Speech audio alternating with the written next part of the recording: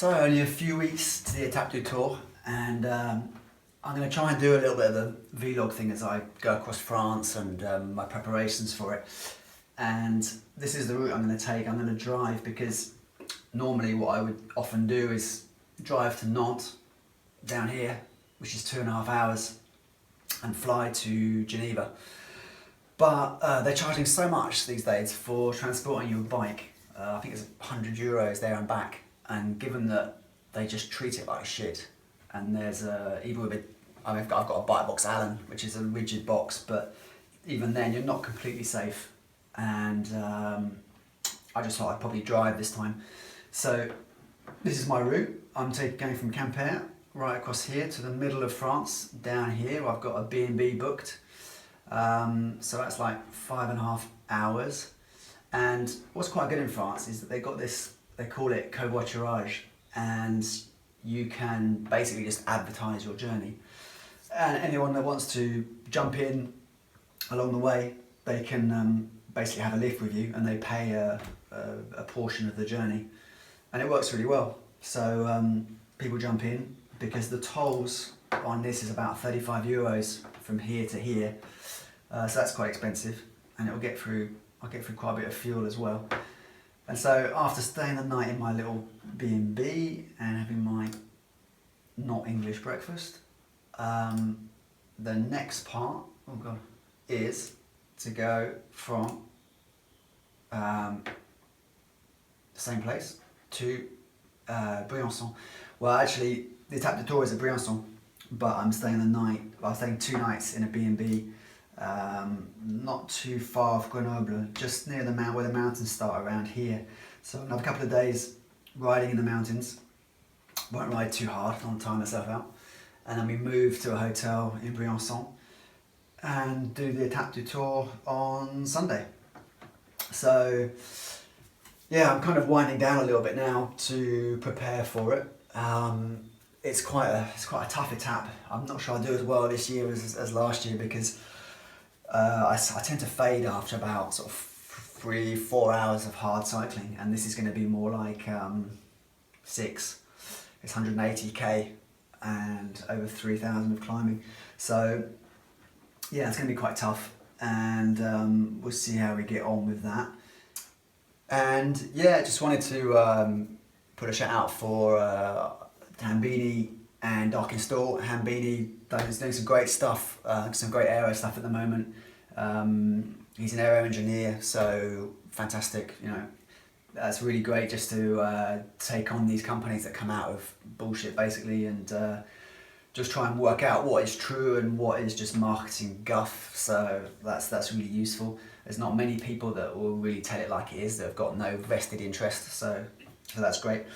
And Dark Install is having all sorts of trouble with his neck and spine, poor bloke. But always a laugh watching his videos. Brightens up my day anyway. So yeah, check those guys out. I'm sure you already have. And yeah, in terms of if anyone, if you want me to do a Q&A at all, any questions you might have, I guess the areas where I tend to look at most is the technical side of the bike, Di2, a little bit of training stuff like cadence and hill climbing, that kind of thing. Anything really, what brought me to Quimper, that kind of stuff. So yeah, if you have any questions, I'm more than happy to answer them. And any subject you want me to cover, there's been a couple of suggestions which I'm working on at the moment. Best way to clean your bike. Actually sounds really simple, but there are right ways and wrong ways of doing it. But any other suggestions like that you want to see, more than happy to look into them. So let me know.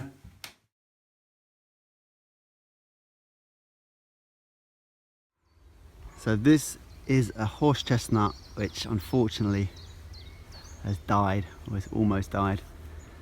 It's got a disease which quite a few horse chestnuts have got at the moment, and it was quite old anyway. So the plan is to bring it down, but unfortunately the old chicken shed is right in the way, and if it falls naturally, I think it will probably go straight through it.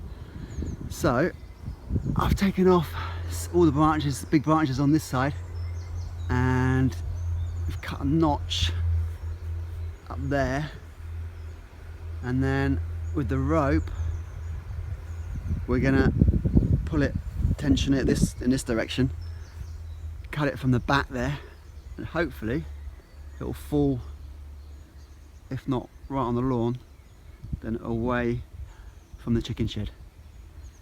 Anyway, that is the plan.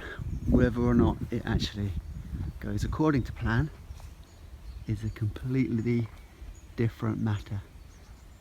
But if the worst comes to the worst, I might get 250 quid off you being framed. Well, gutted. It came down much quicker than I thought. I was hammering in the wedges and suddenly it just went before we could even start filming it. And I wanted to get it with the drone and everything, but never mind. At least it came down pretty much where I wanted it to, and no one got hurt. So now what I want to do is sculpt a big like spike cone thing out of that, and we'll see how that goes. Right, so we're chopping up this big bad boy here, and as you can see, it's quite a serious bit of wood. In fact, even though I've got one of the biggest chainsaws you can get, it doesn't quite do it. But I just thought I'd show you a little bit how this bad boy works. So you just you have to decompress it, because if you don't, it could break your wrist. And give it a good pull, and then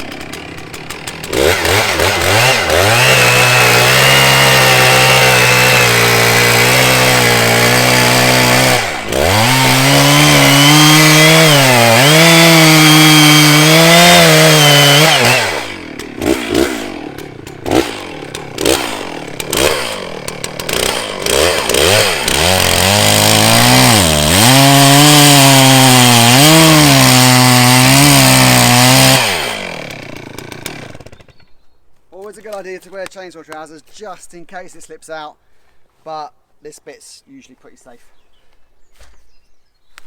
And once you've chopped the logs up, you have to split them.